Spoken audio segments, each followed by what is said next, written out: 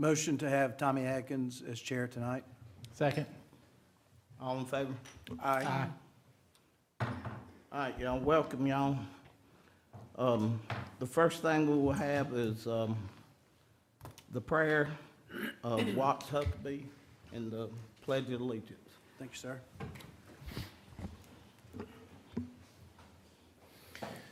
Dear Heavenly Father, we come to you this evening with open hearts and minds, thankful for all of your blessings.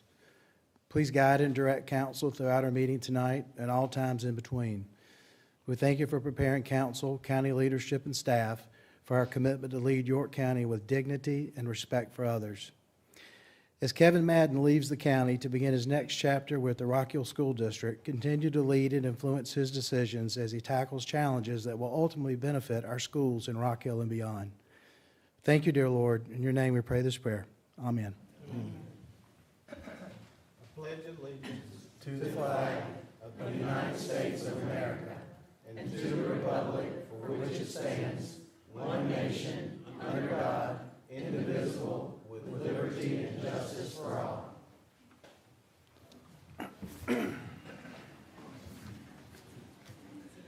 All right, y'all. This is one of them times that be careful for what you wish for, but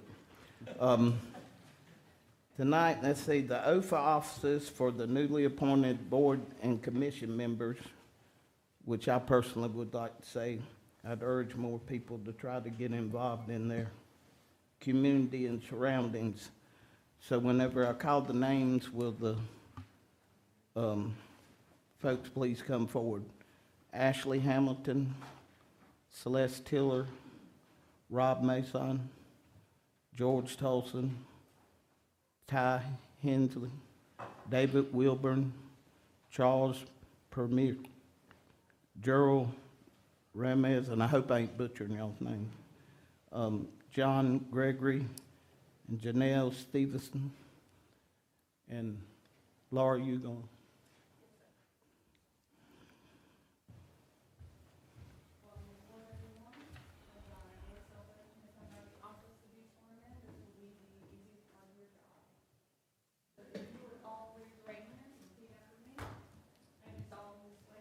Solemnly swear that I am duly qualified according to the Constitution of this state to exercise the duties of the office which I've been appointed, that I will, to the best of my ability,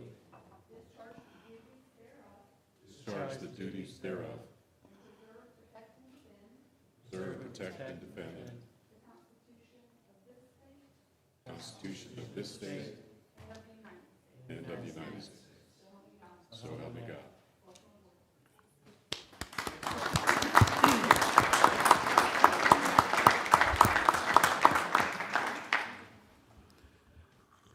Okay, now y'all, at this time we have an appearance for the annual audit presentation by Melissa Dixon at Elliott Davis.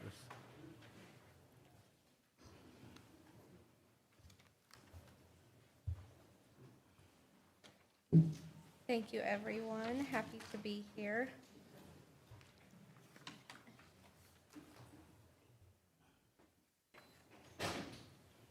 Hopefully, I can make this short and sweet. And real quick, sorry to interrupt, but I do, since this is Kevin Madden's last audit, I do want him to get to at least introduce this presentation. Kevin Madden. Okay. Now, Melissa Dixon, I think, gets the prize for travel the furthest. She came up from Texas for this. She used to live in South Carolina. They moved her out to Texas, so she's managed the audit from Texas and greatly appreciate the work Elliott Davis did. But with that said, here's Ms. Dixon. Thank you. Okay, so what I'll be going over is our audit objectives, our reporting under government auditing standards, some financial statement highlights, accounting manners, compliance reporting, and any questions. So our objective and opinion, the purpose of our audit was to issue an opinion. We issue an unmodified opinion for the financial statements ending June 30th, 2025.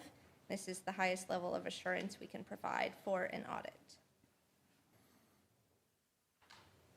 And then the next few slides are just some required communications that we'll talk through. So first, our audit planning process. When we start the audit, we discuss with management, we review county council minutes, we use our historical knowledge from our past audits to plan the audit, determine what we'll be testing, what's significant, and move forward. Regarding internal controls, we walk through key controls and processes for financial reporting. We also do some testing over controls to assist in our testing an overall audit plan.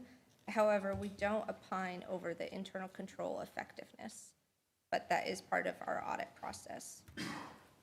Materiality, so we don't test everything. We set certain materialities based on different funds, and we sample and test certain balances. There are things that are immaterial and we don't look at. Our auditor responsibilities, we are required to be independent, remain skeptical, of course.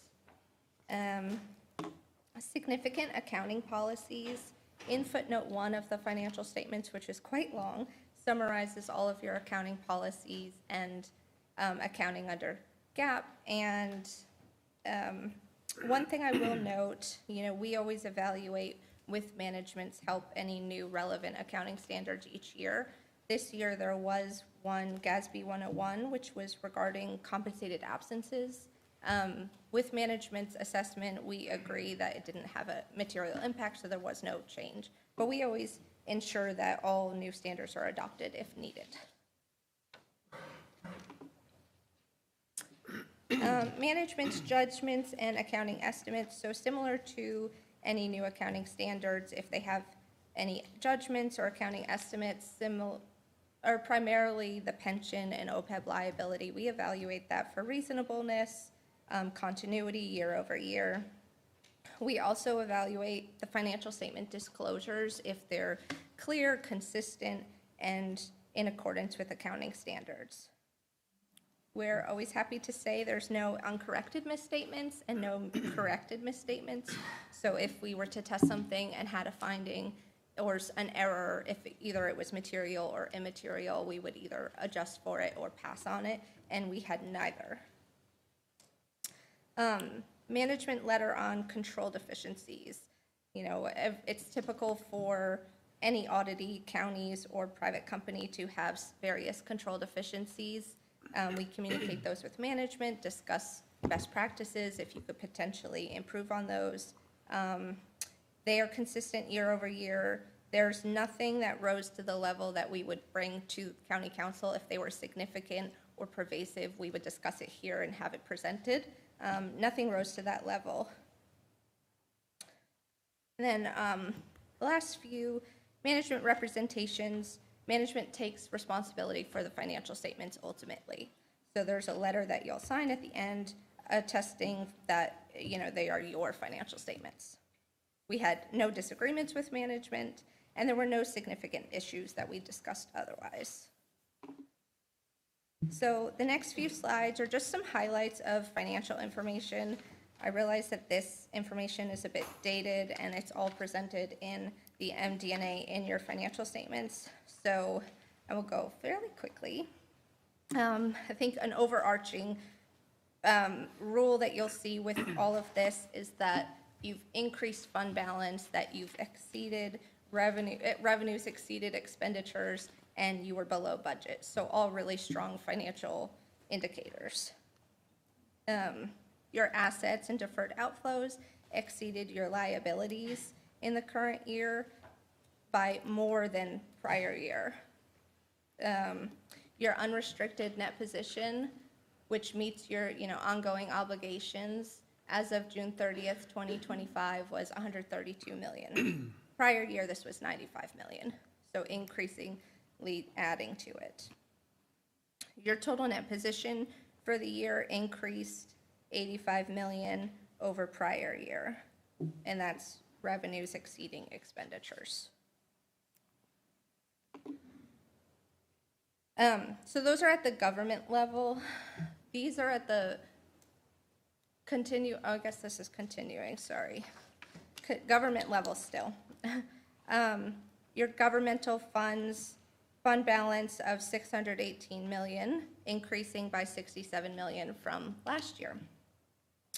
And then your revenues and other financing sources, 343 million, exceeding your expenditures of approximately 277 million. And that's primarily due to your collection of property taxes and other revenues, which always exceed your budget, and very conservative spending and cost savings where available. Total fund balance of 106 million for your general fund, 323 million for capital projects, and 188 million for all other governmental non-major funds. And a couple more. These are for your general fund specifically. So again, increasing fund balance consistent with prior years by 7 million for 2025. Your unassigned fund balance was approximately 43 million, which was about 27% of your expenditures for the budget.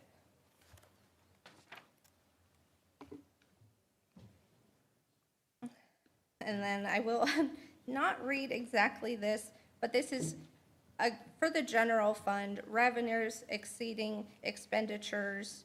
It discusses, funds for the capital projects, your pennies 5, and economic development. Expenditures were less than budget due to employee vacancies, conservative spending. And then last financial highlight, your total capital assets.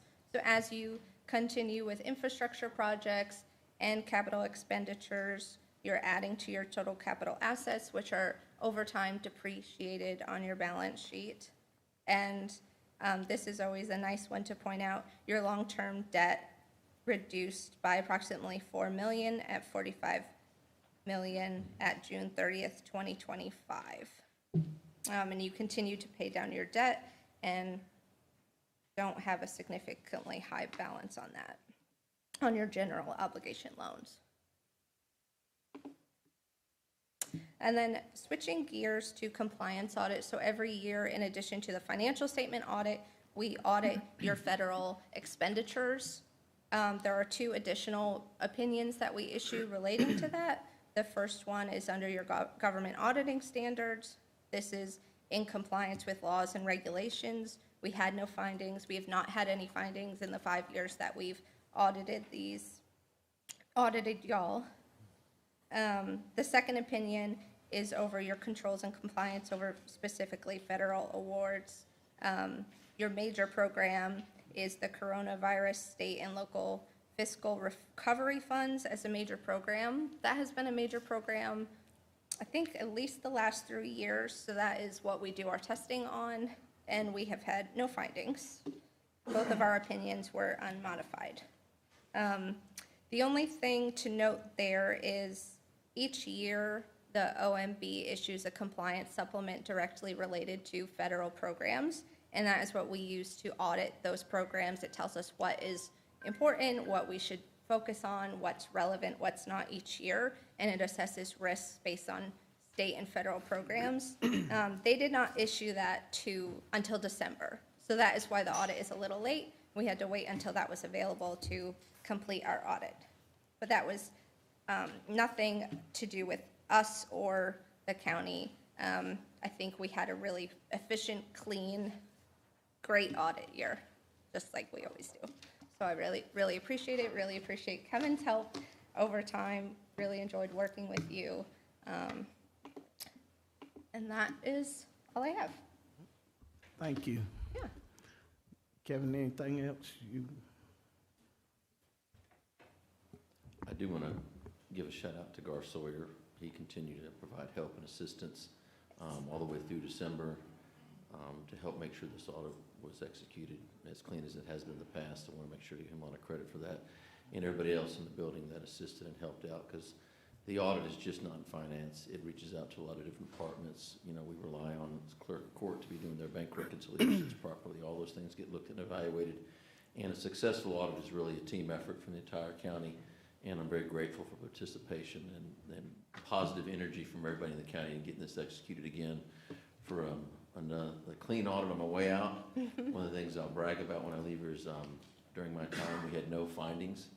I'm very proud of that. Don't want to jinx it because I'll get a finding next year at the school district or something. But very appreciative of Elliot Davis and the work they've done over here. I've known Melissa since she started working the audit, and Tim Grove, the partner, for a long, long time. And they're a very good firm and very appreciative of the work they did. Thank you, Melissa. Anything you'd like to say, John? No, I just want to echo what Kevin shared. Thank you for staff, our finance department, everybody that worked on this, and thank you to Melissa for being here tonight to answer y'all's questions if you have any. I have one question. Melissa, of all the audits that Elliot Davis completes, what % of those go 5 years without a finding? Just a guess. I could not tell you, but not a lot, at least adjustments. We typically always have audit adjustments in some of our clients, so it's unique. Strong testament to all of the hard work and good oversight and review and controls. Okay, thank you. Yeah. Good. All right. Thank you. All right, so with that, having heard about the audit, we wanted to make sure to recognize that tonight is Kevin Madden's last night. But don't go far, Kevin. So obviously, we're sad to say goodbye to Kevin. Kevin won't be going far. Thankfully, he's still going to live in York, and he'll still be a York County resident, but he will be working for Rock Hill School District as their CFO starting on March 2nd. And so this being Kevin's last meeting, we did want to, just say thank you. And Kevin, if you come up real quick, up here. We did want to say thank you. We've got a couple things for Kevin. Kevin has worked for York County since 2016. So he's almost been here 10 years. He started as our finance director and treasurer. Then a couple years after that, Kevin moved up to the manager's office as assistant county manager, but he continued to wear those hats as he did that. Kevin has showed strong financial leadership over these 10 years. He's helped us increase our bond ratings. He's built a financial resiliency that most counties would dream of. We are in a strong financial situation because of Kevin and his hard work, the finance department, and many others, but we owe a debt of gratitude to Kevin. And so I wanted to just say thank you. We did a couple things for Kevin. This was some of our council members' idea. We wanted to make sure you had your own street sign, in the Madden way. It's not Madden Lane, it's Madden Way, which I thought was creative. So we hope you remember us at Rock Hill with that. But then from the manager's office and staff, we wanted to give you a plaque that hopefully you'll hang up in your office so you could at least remember us and think about us as you work on the school district business. But this is just something to say thank you. Thank you for your many years of dedicated service and outstanding contributions. Your commitment and leadership to York County has strengthened this organization and left a lasting legacy. We wish you continued success in all future endeavors. Then the last thing I wanted to say is it's obvious how much Kevin cares about this organization, our 1,300 plus employees, our $450 million budget, but he cares even more about this community and this county. And so I know you'll continue to care that much, and I encourage council to think about how we might be able to get him to volunteer in the future. But with that, I just want to say thank you, Kevin. Thank you. Thank you. Here we go.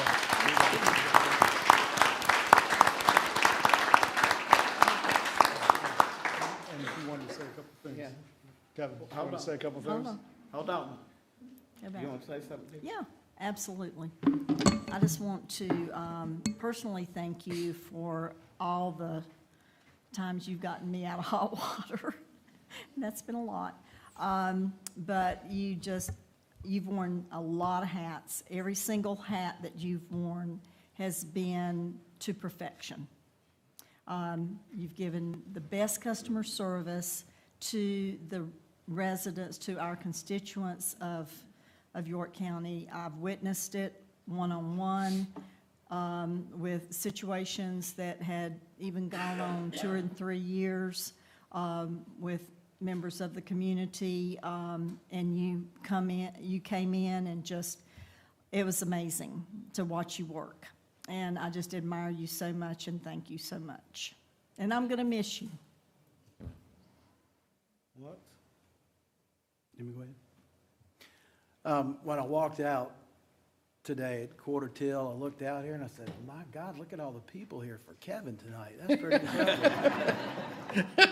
Then I realized they're here for SILFAB and QTM, anyway. I'm going to piggyback on what Debbie just said. Probably in the businesses where you all work or you have worked, you have certain people that come in and they do their job really well, and then somebody leaves and that person takes on that job, and they take on this responsibility, and they start building their repertoire of responsibilities just by, going above and beyond.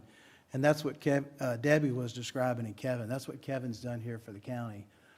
You just heard the audit. You just heard Josh talk about York County is probably the leanest county of the 46 counties in South Carolina, and that a lot of that credit goes to Kevin. And I'll say also that, timing's everything. With Kevin leaving, we've got a challenge now to fill a number of seats that he assumed. He juggled those responsibilities and juggled them well. But fortunately for Kevin and fortunately for the Rock Hill School District, they're picking up somebody that's really going to do some significant work for them as they begin to look at their finances and manage their finances maybe differently, because he is definitely gifted when it comes to managing a budget and managing money. So we are going to miss you. Probably have to call you back for some guidance and support on how to tackle us being so lean and having to find money to do some of the things we need to do. But we'll look forward to making that call. Yes. We're going to miss you. I just want to say thank you, Kevin. You've done a great job here. No complaints whatsoever. And would be glad to have you back if you ever decide to come back to the county. So Thank you. for most people, I like to tell anybody that's leaving, if they've been a really good employee, you can always tell if you would have them back, and I would have Kevin back. So thank you, Kevin. Thank you. Yeah, I'd like to say, especially as many times as me and him's butted heads, but, coming off farm now, folks, I'm tight, but this joker here is tight. I'm talking about, he brings new meaning to who controls the purse strings controls. But, yeah, you're going to be very missed. And I wish Chrissy was here, because her and Bunk probably got more years with you than anybody in this room. But, yeah, you're going to be highly missed. I appreciate that. I'm very blessed, very, very blessed to have worked at this county. I'm so grateful for the council that appointed me. So grateful for all the employees that I got to work with and play a part in their career. That's probably definitely the hardest thing, leaving my departments, my department heads, just the employees that I talk to on a daily basis. It seems like going through this building or going out and about. I love to go out in the field and talk to a citizen. I love the taxpayers that come in here. 2017, Britt Blackwell gave me a list of people. Christy Cox gave me some names to go talk to about what we're going to try to do in that budget. And I talk with those people, and I thoroughly enjoy and will miss that part of the job of talking to our taxpayers. We have amazing taxpayers in this county. We're very blessed. I tell people all the time, the number one asset of this county are the taxpayers. We've got great schools. And, I want the council, this would be sort of my last thoughts here, being lean and being conservative. I'm probably guilty of all those things. Josh and I have talked about things and where the county's at right now, and I do encourage y'all in this next budget, think about the frontline workers. I do think we need more people on the front lines working. Some of the stuff that I've gone through, last year and a half or so being over utilities, I've had regrets about not getting more positions out there. So I look back on some of the things and I'm really proud of, really happy about, and others I wish I'd maybe done a little different. So I do ask y'all to consider the employee request, particularly on the front line, next year's budget. And I'll touch on all the hats I wore too here. I was down at the conference for auditors and treasurers last week, and they mentioned, I was leaving and this and that, and I'm talking to the treasurer from Charleston County. And she said, you know, I hope they separate that and segregate the collections and receipts, the receipts and disbursements. I've worn that hat, Beth Latham before me. I never really thought much about it because I know I wasn't going to steal anything, not do anything wrong. But I talked to y'all 2 weeks ago about that, the treasurer position. I do ask that y'all separate that from the finance side. The other 45 counties do it. We're certainly big enough for that. Got $1 billion of assets that the treasurer is responsible for investing. So keep those things separate. And, you know, when you talk about positions, treasurer for the treasurer's office, CFO, finance director for the finance department, can be very important, particularly now that I put on record if somebody steals some money, I wash my hands of that. But no, this county is great. Last thing I'll say, I want to thank Beth Latham for everything she did before I got here. She worked harder than anybody I know, would stay up in that office overnight oftentimes. She worked.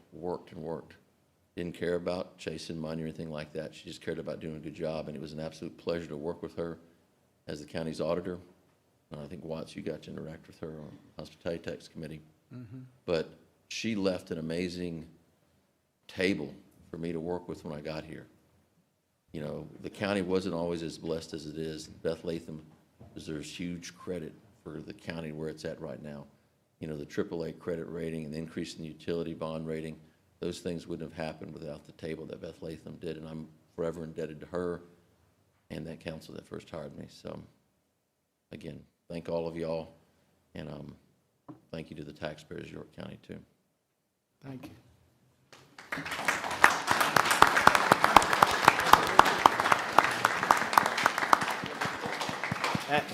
Kevin. And I can also say for the past 3 weeks, he keeps reminding me I ain't done with him yet because he's in my district, but I told him I was going to put him on the worst board that I could find. Well, we're going to take one, but then follow up with one with everyone when they're back. Oh, you want us to come down? You want us to come down? He's right there. I know, where's he going? What? What? Huh? Let's go down there then. We going down there? I guess we'll go down.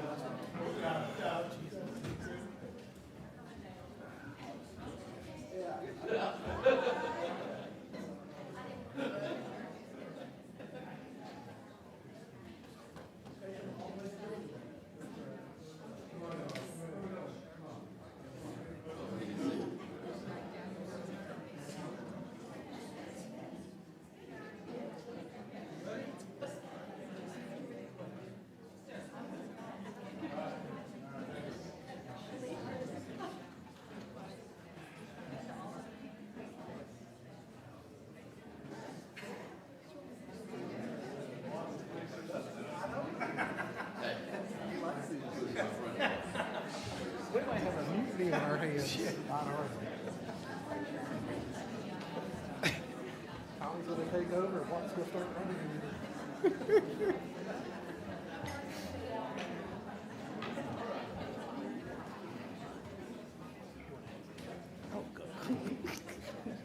Don't want to embarrass you. Okay, y'all, let me butcher some names here. All right, now we have our public forum where each person is allowed, we take 30 minutes out and each person gets 2 minutes to speak. And as Chrissy usually says, please pay attention to the clock so I don't have to call you down. So we'll start that, and the first one to speak tonight is John Worth. John Worth. I live at 731 Amberley Crossing in Fort Mill. I know you cannot answer questions at this meeting, but following our questions, this council should address in public regarding SILFAB, and I will provide copies.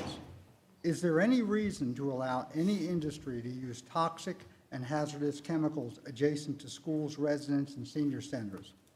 If we can't discuss SILFAB due to litigation, how can you continue issuing permits without the litigation running its course? The AG cited specific case law proving you have the authority to revoke permits to protect community health and safety. Why do you continue questioning the validity of this finding by refusing to act? Do you believe the USC risk assessment on SILFAB is flawed and the risks exaggerated? If so, what evidence do you have of any errors on their part? Has SILFAB been transparent regarding the risks, types, and quantities of chemicals? If so, why have the documents changed often and multiple times?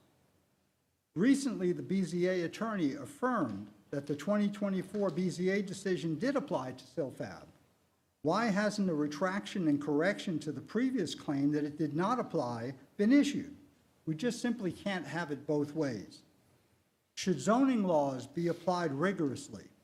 If certain activities are expressly disallowed in light industrial zones, is there ever any rationale for ignoring the letter of the law? When an accident happens at SILFAB and children or residents are harmed or killed, who should be held accountable for allowing this to occur? Do you believe citizens opposed to SILFAB are ill-informed alarmists? If so, why would you think that about several thousand concerned citizens? What would it take to change your mind and support moving SILFAB to reduce health and safety risks to residents and their children? And as an adjunct professor, here's the bonus question. What is more important to you, protecting public health and safety or creating jobs and generating tax revenue? I thank you for your time this evening, and I have copies that I'll leave. Thank you. Thank you. Next, we have Eleanor Worth. Hi, I'm Eleanor Worth. I live at 731 Amberley Crossing in Fort Mill.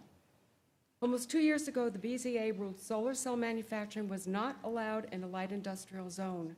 The hundreds who attended that meeting went to bed believing this battle was over. Weeks later, the county said the ruling did not apply to SILFAB. The BZA's own attorney has admitted in court the ruling does apply to SILFAB, yet building permits continue to be issued. Almost 2 years later, as a Social Security recipient who should be enjoying retirement, I spend at least half my hours canvassing neighborhoods, working fundraisers, coming to these meetings, racking my brains, wondering why you allow this to continue. I live 6/10 of a mile from SILFAB. I am in 2 reds, 1 orange, and 2 yellow zones. And if you don't know what that means, you haven't bothered to look at the USC reports previously provided. If that's the case, then shame on you. My neighbors and I will be breathing the minimum 4% of what comes out of that acid scrubber, as will those dear children at the Flint Hill schools, not to mention those seniors at High Point Living. Name one other LI facility requiring a wet acid scrubber. You can't. There isn't one, so pardon me, but what the hell? Every day I face anger and anxiety worrying about what effects SILFAB will have on my health and the health of my community. You are hurting Fort Mill. Why you haven't thought of the health impact 5 to 10 years down the road from now is beyond me. Drivers on I-77 entering Fort Mill will shout to each other, "Hold your breath and drive faster. You're entering SILFAB territory." When a cancer cluster is discovered from the toxic chemicals we are being exposed to, will you be paying our medical bills? You have created a nightmare for us all. I am in disbelief that you have decided this is good for our community. God help us, because this council and your related administrative departments aren't acting in the citizens' best interests. We will not stop, and this will not be forgotten. When these issues come to pass, this council will be remembered failing to act and doing nothing. So thank you for your time, and thank you for throwing my life off course. Sean Dawson.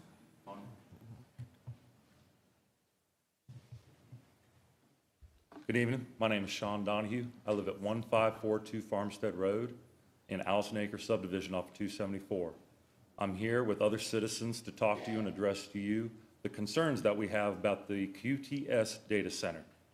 It is disturbing to our community and our neighborhoods that this is going to grow. What is already going on, I understand.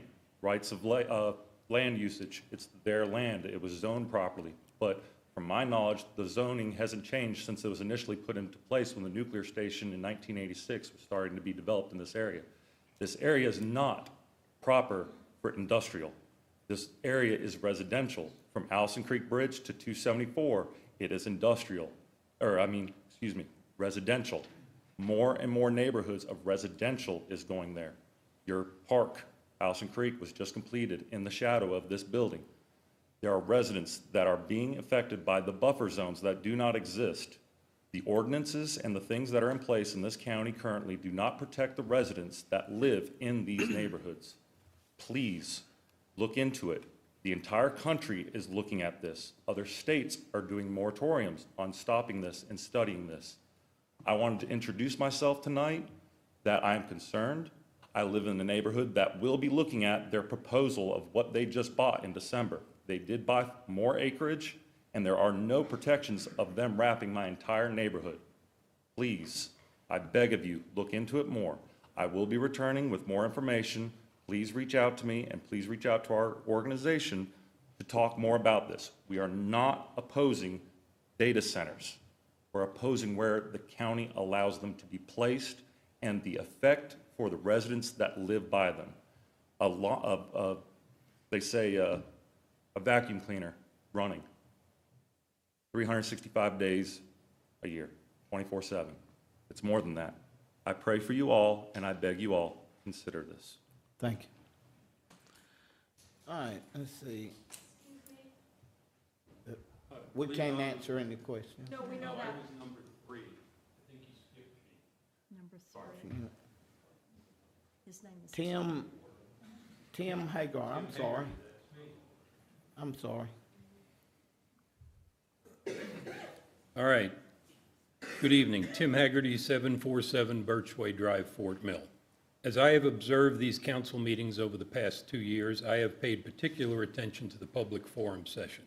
When introducing this section, the chairperson typically states that it is a time for the council members to hear from the community. My challenge to you is that you may hear, but you do not listen. There is a quote by M. Scott Peck, psychiatrist and author, that says you cannot truly listen to anyone and do anything else at the same time. It simply means that listening is not passive, it's active and requires a conscious effort to understand the speaker's meaning and intent.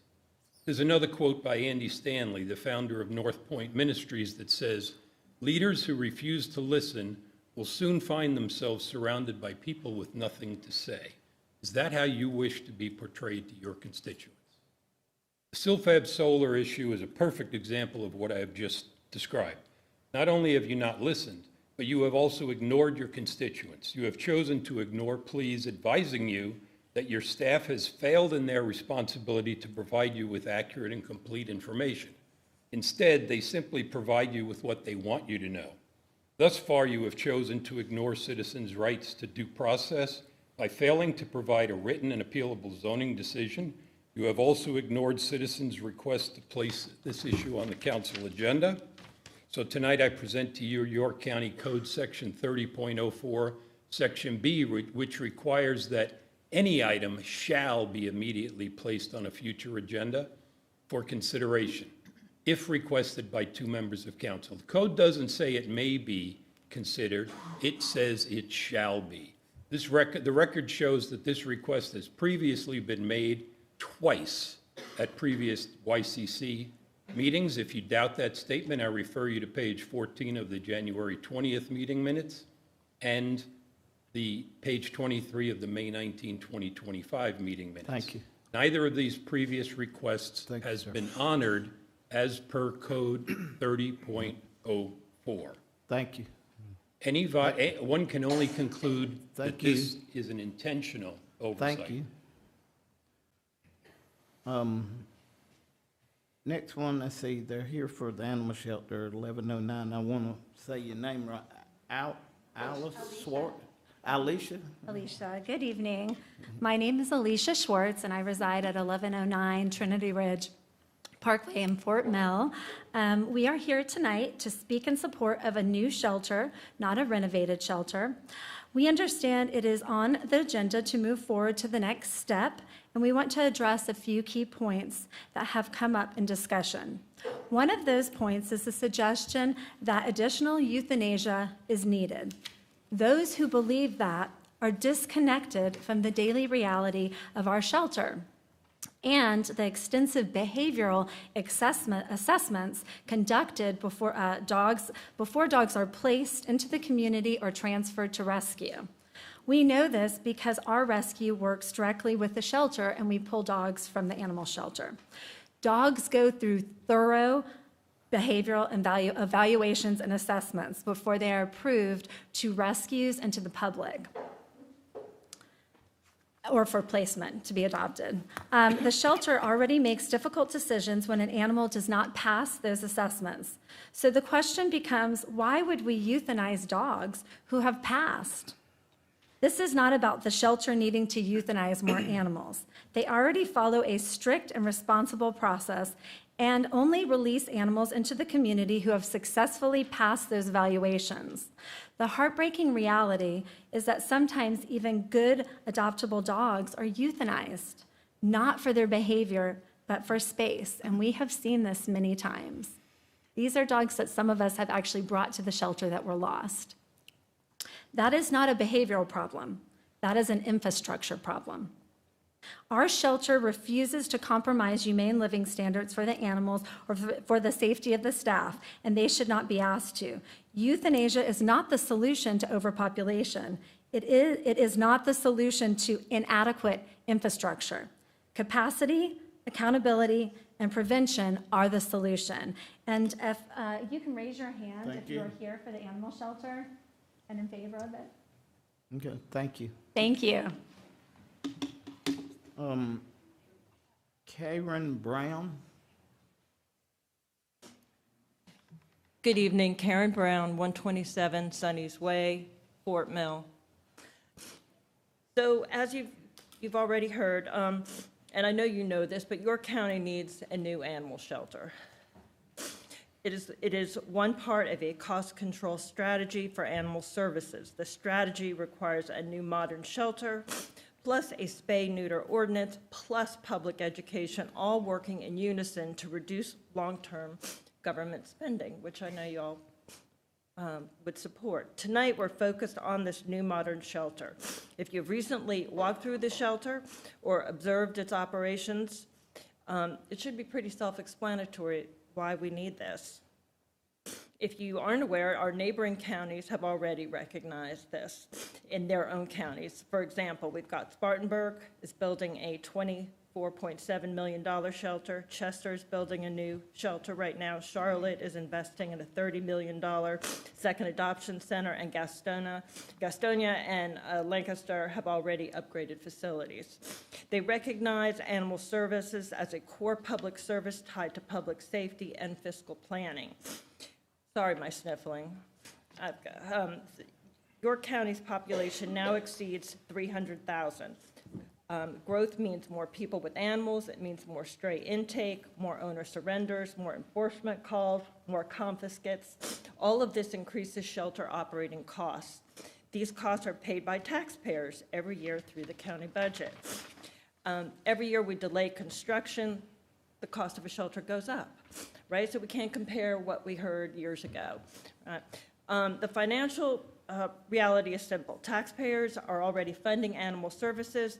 The question is whether the council is interested in supporting a cost control system, a system that reduces future costs, not one that continues paying higher operational costs every year.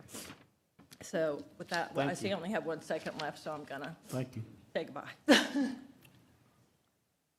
All right, the next one, I know it's a Brown, Stephanie Brown lives at 715? Yeah, Stephanie Brown, 715 Sandside Drive in York. Years ago, I heard the director of York County Animal Services speak about a three-pronged approach to addressing animal overpopulation, addressing growth through infrastructure, community education and resources, legislation, and enforcement. That framework still applies today. Our animal control and rescue community do an incredible job providing education and access to resources. Our animal control officers work hard to enforce the existing laws, and it shows. We see fewer problems than we did in the past. However, it only takes a small few to create a very large impact. That's why ordinances pertaining to spay and neuter are necessary if we truly want to reduce overpopulation at its source. There's frequent discussion about the need for stronger laws to reduce intake numbers.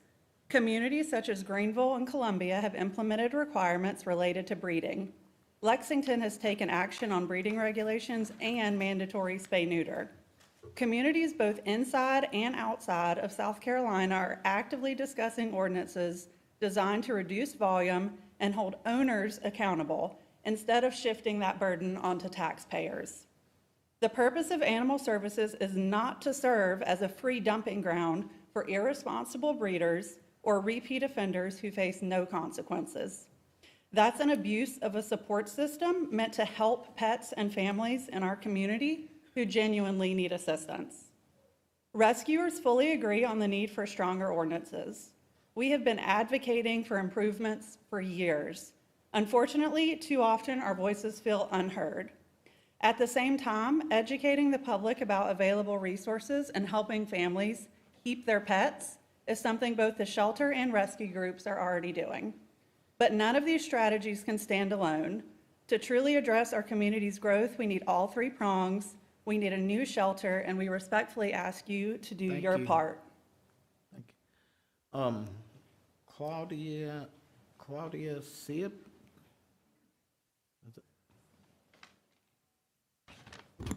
Claudia Dibb, 869 Old Cedar Circle. We volunteer our time driving people's animals to be spayed and neutered.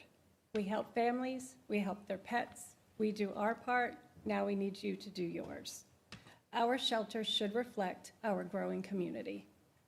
We work for free, transporting animals to be fixed, helping families access resources, supporting our community however we can.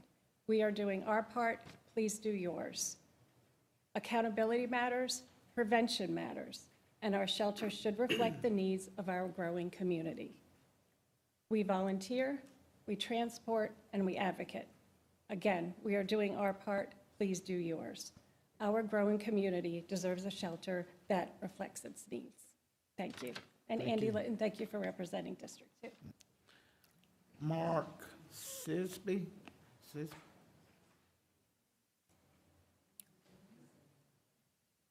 Hi, good evening.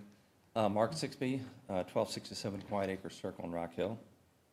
As an engineer, I've learned that when you postpone necessary infrastructure to try and cut cost on something that's essential, you don't eliminate the problem, you simply compound it.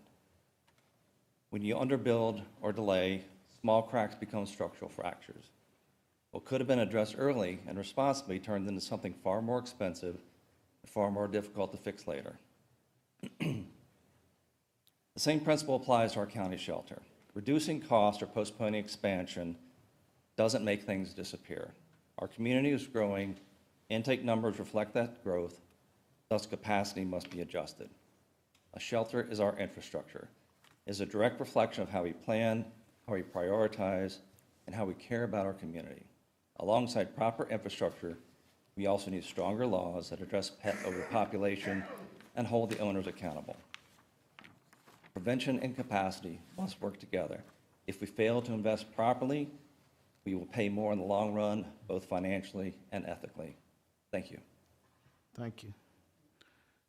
Tracy Barrett? Hello, I'm Tracy Barrett. I live at 6031 Autumn Moon Drive, and I'm here asking for a new shelter that reflects our growing community as well as laws to address overpopulation. I volunteer my time driving all over York County, transporting cats to the vet to be spayed, neutered. I help people who get overwhelmed with cat food and if they can't help themselves. And we do all this through the resources that our rescues provide. We actually have great resources here. We have spay and neuter clinics. We have free programs, low-cost programs. But what we don't have is a shelter large enough to meet these demands, or laws that hold owners accountable. I was speaking to a man one day, and his cat walked by, just free roaming, out loose, and I said, "Oh, can I help you get your cat fixed?"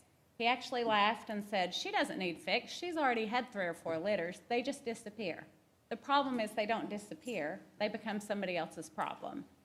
And that mindset continues the vicious cycle that leaves animal control, rescue groups, and volunteers left to clean up the mess of other people. I just feel like we can do better than this. Thank you. Thank you.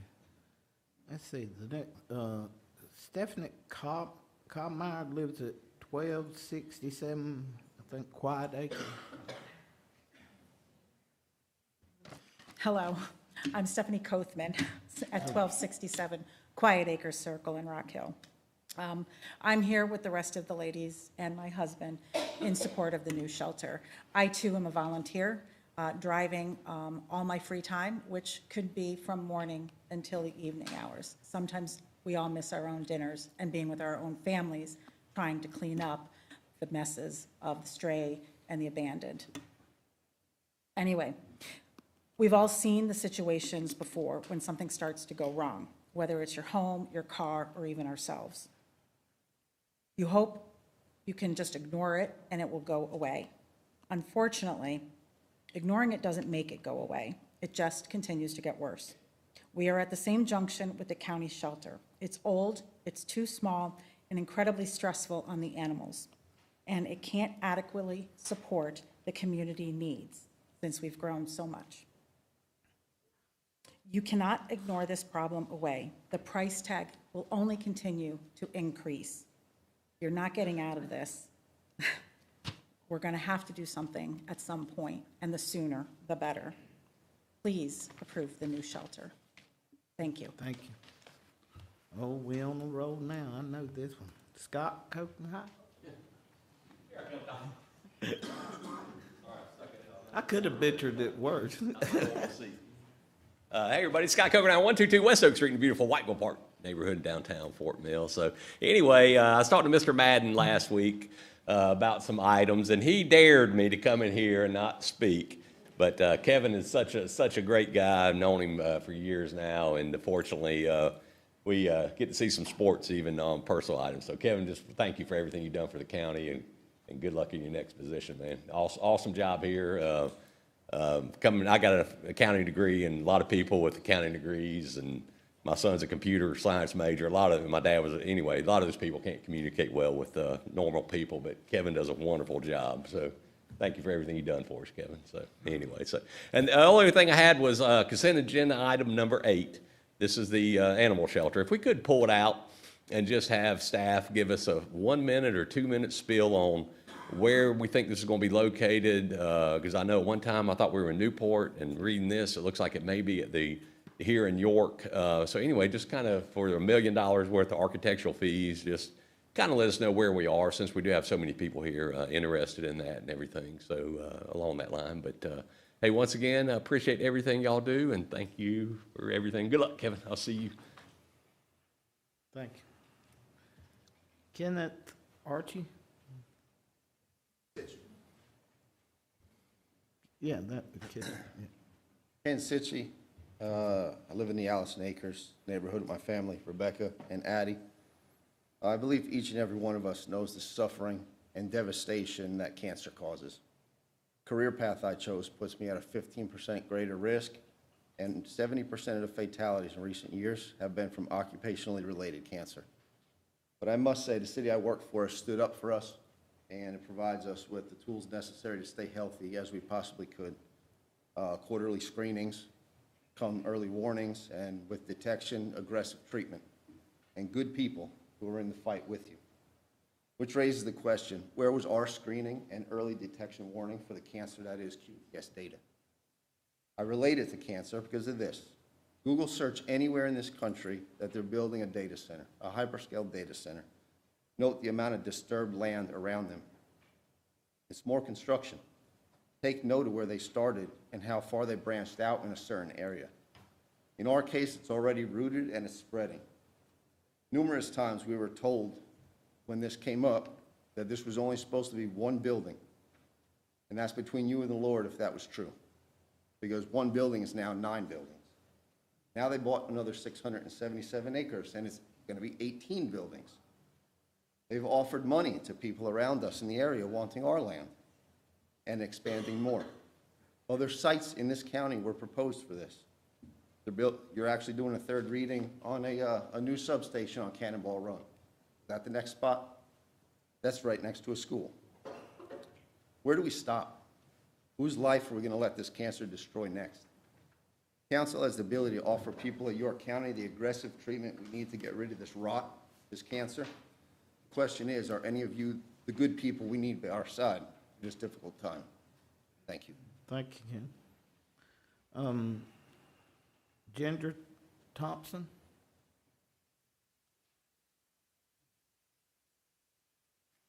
Good evening. My name is Ginger Harper Thompson. I live on South Parham Road near the intersection of Harper Road in the very same house where I grew up. I have a large family. Many of my family members and neighbors depend on agriculture and farming to make their living. Some of our concerns with the data centers are as follows. Power. We are concerned that the power grid will be under stress. During the recent ice and snowstorms, customers were asked to reduce their power usage. This raised concerns on how the local power companies will provide power to the data centers and that extra cost of the electricity will be passed on to the consumers. Water. We are concerned that the water supply will be depleted and the water supply will be polluted and the pollution will flow to the surrounding water systems and eventually to the Catawba River Basin. Even closed loop systems will require supply and discharge considerations. Environment. We are concerned that the runoff from construction and the destruction of many, many trees will harm the environment and wildlife. We fear many grand trees will be destroyed. Noise. Continual humming that can be heard for a considerable distance. Air pollution. The data centers will use diesel generators as backup power. The emissions from those are enough to cause respiratory distress, headaches, and many other health problems. Fire safety. Our local fire departments are concerned about the 80-foot buildings. Data centers involve complex electrical systems that create unique emergency response challenges. I am the third generation of the Harper family whose wishes are to continue the family's lasting ownership on our ancestral grounds in York County. We know this dream ends with the existence and expansion of the data centers in our community. Thank you. Judy Pentard? Pentland, okay. Hi, my name is Judy Penland, and my husband Steve and I live at 6457 Campbell Road in York County. We have a small business, Penland Christmas Tree Farm, for 60 years. And our farm borders the QTS planned expansion on Parham Road. I am very concerned about the trustworthiness of QTS. At their meeting last week, several company officials stated there were no plans to develop the newly acquired property on Parham Road, but site layouts show permitting documents showing 9 buildings proposed. This weekend, I was watching a documentary about Vikings and the English.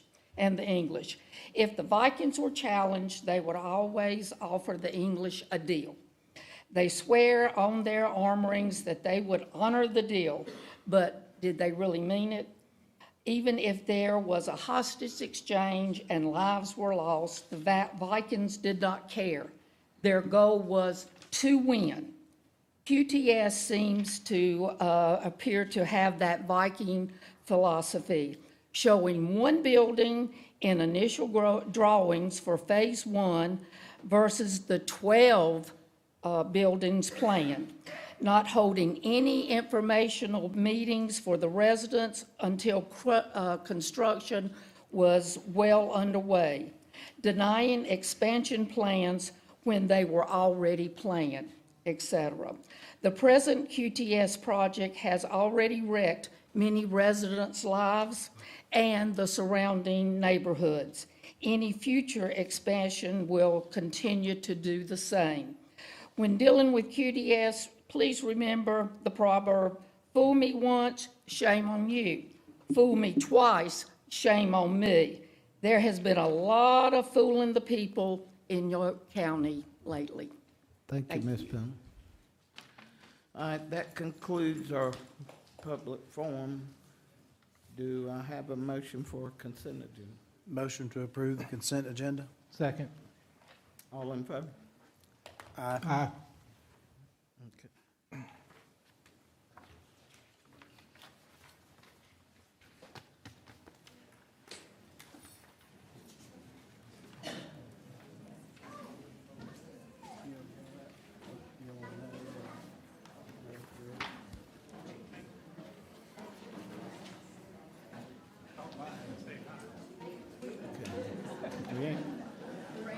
Okay, now we.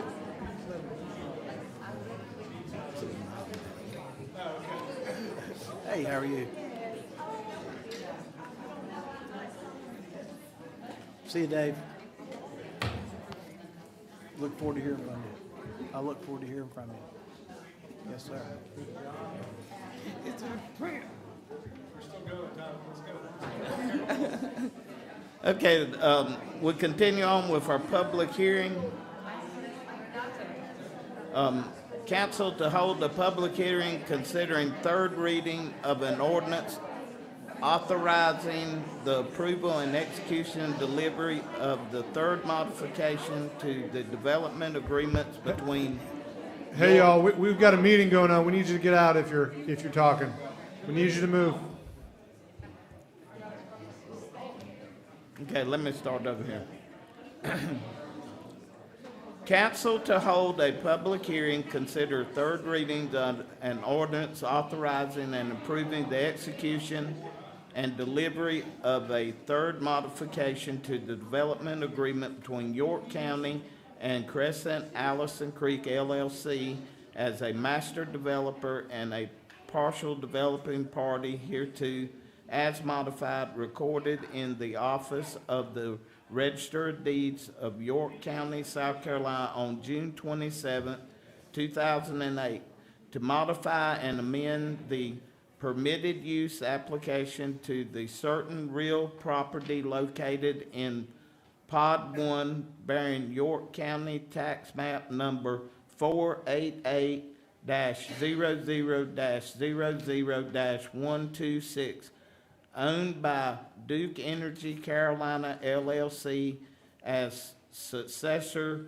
in interest to the Dolomer Truck North American LLC to allow as a major modification for the placement, location, and development of an electrical station on the property and to provide for other matters related thereto.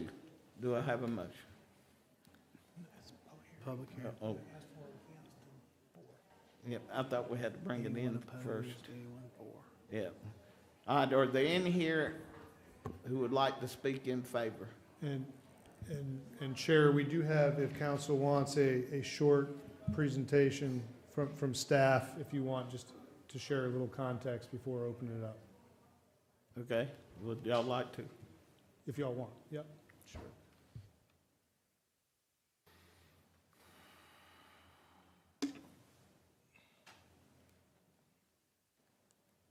Good evening, council members.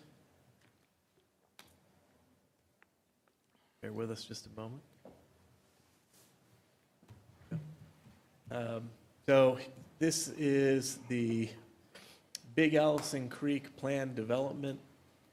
So this is the concept plan. So you can see here there's multiple pods. It was meant to have the Daimler headquarters was going to come to York County and be in Pod 1, the area that's in blue on the concept map. And this amendment to the development agreement and that concept map really just pertains to 10 acres of that Pod 1 that's currently owned by Duke Energy. They would like to place a new electrical substation on that parcel. That's not a use that's currently allowed in the planned development, and this modification would allow a substation to be a use on this parcel specifically. That's it. All right. Do we have anyone who would like to speak in favor? Do we have anyone who'd like to speak against? Motion to close public hearing. Second. All in favor? Aye. All right, do we have a new motion? Motion to approve? Second. All in favor? Well, do we have discussion? If you want to. I do. Okay, so, this area, does this have anything, okay, I need to ask staff a Okay. question. Jonathan? Okay, is any of this land where QTS is purchased? No, this would be north. How far? I don't know the mileage distance. It's up on Cannonball Run where the new schools are being built. Is it, you think it's got anything to do with QTS or future development there? No, so I can jump in there, and some folks from Duke were hoping to be here tonight to answer some of these questions if y'all had them, but I don't see them. Maybe they left with everybody else. I think it's important when thinking about this that y'all know that this has been something Duke's been asking for years.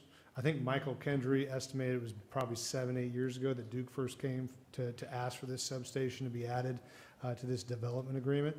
And so I know staff has been working since I've been here at least 1.5 years on this as well. What we've been told by Duke is this is not related to QTS. There's a substation that QTS is building right now. So this is due to residential growth and future growth in this area of the county, the schools, the neighborhoods being put up there. There's a capacity need up there, but I'd let Tom and Jonathan answer if I missed anything on that front. Yes. Thank you, Mr. County Manager. I think the important things to know is there have been numerous meetings and communications even since I've been here in the last 15 months between the staff, county attorney's office, and Duke Energy. And I think the important thing to distinguish in the confidence we've been given by Duke as to what they want to construct is that this substation is merely a distribution substation intended to serve future homes and businesses planned nearby versus a sub-transmission or transmission substation, which typically serves either a regional distribution system or a major load center.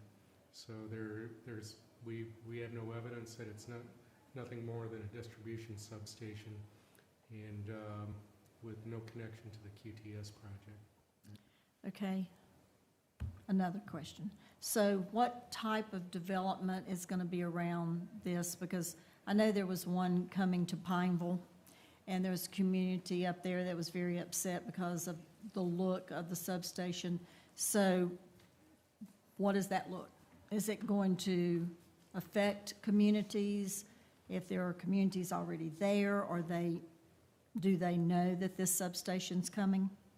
So in terms of what's around it, so immediately to the north, Pod 4 there in red, just on the other side of Cannonball, that's the site of the two new Clover School District schools.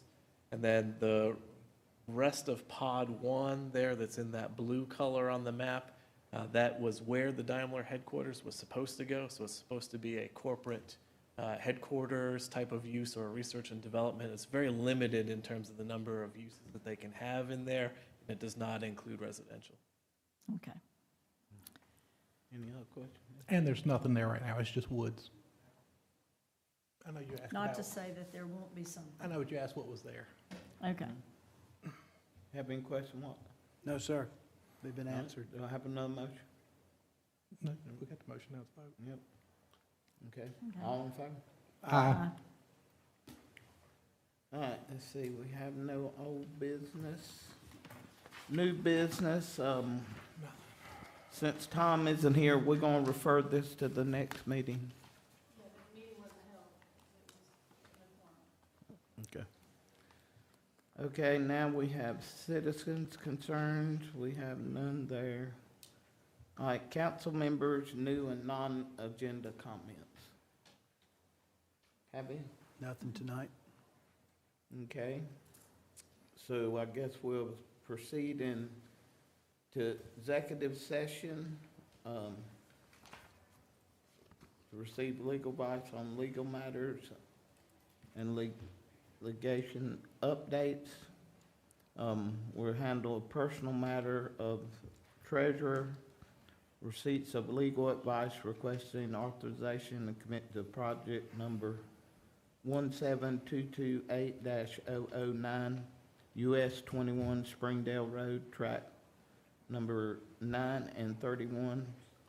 Contractual matters, retention of the outside legal counsel, receipt of legal advice, and contractual matters, consideration of litigation and appeal settlement, personal matters and contractual matters, county attorney, matters for consideration following the, so I have a motion Second. for executive. All in favor? Aye.